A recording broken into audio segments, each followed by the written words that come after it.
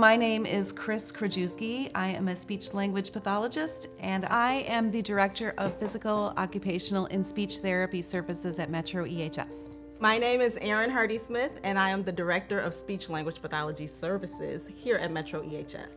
We work together to oversee the speech language pathologists at Metro EHS. We create policies and procedures. We provide support both clinically and administratively for our therapists.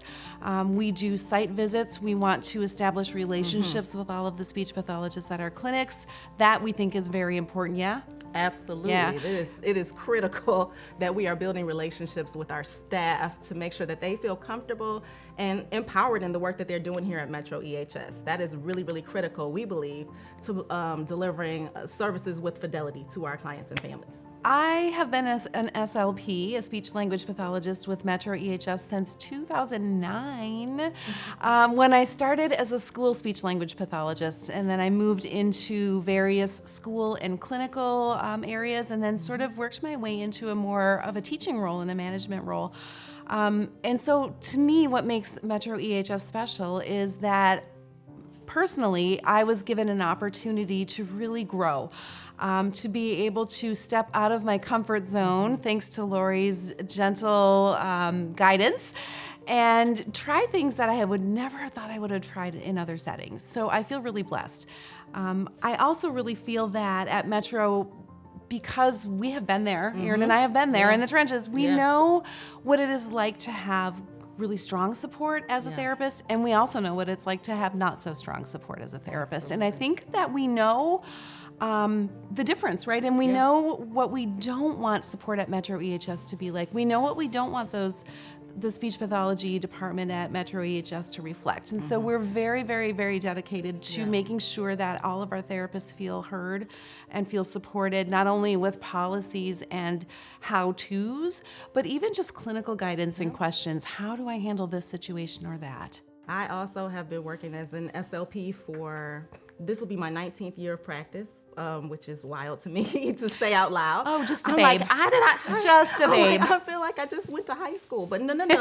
19th year practicing as an SLP, and honestly, I've worked in several different types of settings, from academic, being a faculty member at a university, which I still do a little bit of, administrative work, and direct services. And so when I came to Metro, I was able to kind of combine all these areas: the teaching aspect, the administrative, the leadership aspect, as well as the direct service aspect, and continue to hone my skills as an SLP, and then being able to be a clinical fellowship mentor to many different SLPs, early career professionals, and Chris does the same, where we're able to coach and mentor these young professionals, as they're very nervous at first, some of them, and unsure of what they don't know. So they might not even know which questions to ask. Right. So we have to just be there and kind of probe them to get that information so we can guide them better.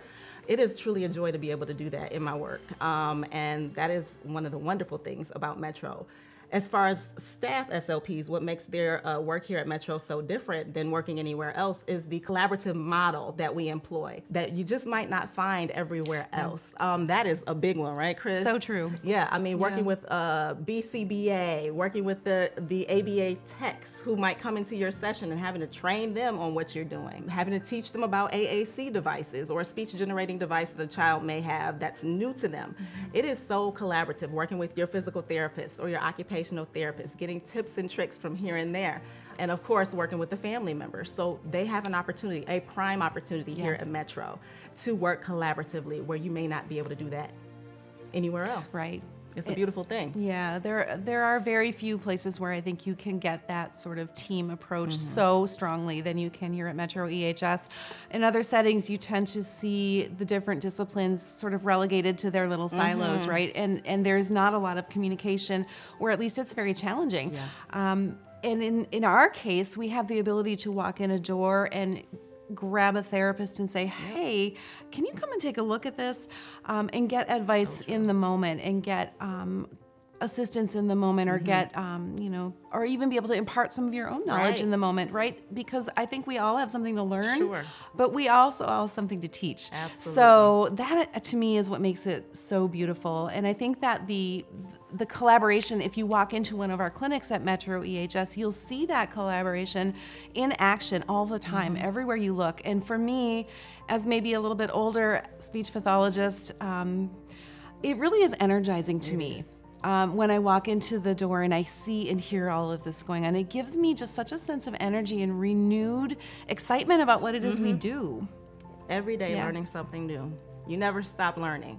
I just want to highlight the clinical mentorship program that we started in 2022, where we're pairing and we're asking folks if they want to be paired with a mentor within the therapy realm. So they're able to reach out to their therapy director, so myself or Chris, to be paired with another therapist. And it can be across disciplines, across clinics, to be paired with that person and then seek their guidance. And they're working together as a mentoring pair to help sharpen those skills, be it soft skill, leadership skills, or be it clinical expertise. And this is not something that's just for young, early career professionals. This is for those of us who are more seasoned also. So I look to Chris oftentimes, I'm calling her, and we just had the conversation last week. I'm like, you are, even though it's not on paper, you're still my mentor. Like, you still are.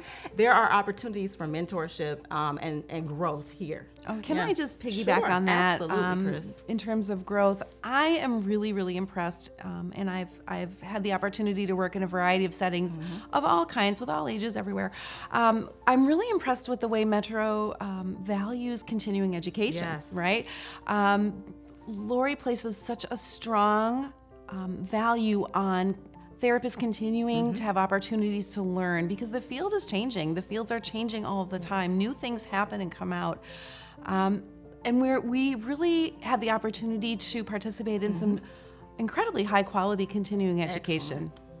It's my personal mission and vision just to help support children and families in whatever way I can, be it by supporting staff with their clinical knowledge and expertise, supporting them by helping facilitate and write these policies and procedures with the admin team, or doing the therapy myself. It truly is a part of why I do what I do, to see those outcomes. Yeah, the outcomes are definitely inspiring for sure. And for me, I think that because I've had a few years of experience in the field, I want to be able to reach back and help people who are early career professionals coming into the field and guide them through and provide teaching. I love being able to work with clinical fellows, and I see that process for me in my mentorship as more of a collaborative one. It isn't about being a teacher. A lot of our young professionals are coming right out of graduate school, and so they're accustomed to that sort of instructional format. You know, you say things and I write them down and go do them. It's so different in the sessions that I mentor. It is much more collaborative. It's hey, what do you think? Or consider this, or here's what I thought. What do you think? A lot of questions rather than directives, right? You want to guide them Definitely. through that thought process so that Mentor they versus teacher. Right, Yep, there's and- a shift. yeah, and guide them through that thought process so that when you're not there, They can do it. they can do it on their own. You've established that pathway.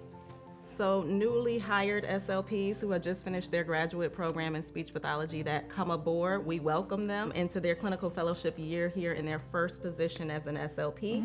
We have highly qualified SLPs who are willing to support that new clinical fellow in their clinical fellowship year process. We will pair that clinical fellow, that newly hired SLP, with a mentor who is qualified, who has taken that clinical Right. education unit in supervision, okay, and we will pair them together and they will move forward, and that will be the mentor pair. One reason I think that a new early career professional might be interested in working at Metro EHS is because we really have an amazing breadth of practice. We see a variety of populations, disorder populations, in the pediatric world, from the diagnosis of autism to fluency disorders to speech, sound, and language disorders, and even in feeding and swallowing, which is a very important area that speech pathologists play a very big role in. So we have this wonderful breadth of variety of population. We have a number of clinics Yes. and school placements as well. So Definitely. I think there's a really nice opportunity to try different areas of practice here as well.